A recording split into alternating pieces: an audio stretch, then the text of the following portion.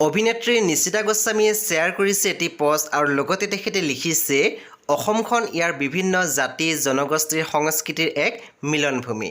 BTR চৰকাৰৰ উদ্যোগত প্ৰথমবাৰৰ বাবে অসমৰ সকলো জাতি জনগোষ্ঠীৰ জাতীয় নৃত্য ৰাষ্ট্ৰীয় পৰ্যায়ত জিলিকাই তোলাৰ উদ্দেশ্যেৰে আৰু প্ৰতিটো জাতি জনগোষ্ঠীৰ মাজত সম্প্ৰীতি একতা ভাতৃত্ববোধৰ বান্ধ আৰু অধিক সবল কৰা মানসেৰে তথা সকলোৰে মাজত উন্নয়নৰ বা সমভাৱে বিয়পাই দিয়াৰ উদ্দেশ্যেৰে আৰম্ভ হোৱা এক প্ৰচেষ্টাৰ অংশ হিচাপে কলকাতা বড়োলেণ্ড অতিথিশালাত দুদিনীয়াকৈ বৰ্ণাঢ্য কাৰ্যসূচীৰে অনুষ্ঠিত বহাগী আৰু বৈশাগু বিদায় উৎসৱত ভাগ লৈ খুব আনন্দিত হওঁ।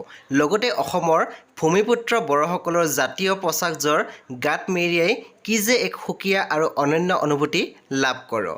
বন্ধু বান্ধৱীসকল, অভিনেত্ৰী নিশিতা গোস্বামী তাত উপস্থিত থকা অকণমান দৃশ্য শ্বেয়াৰ কৰিছে নিজৰ ছ'চিয়েল মিডিয়াত।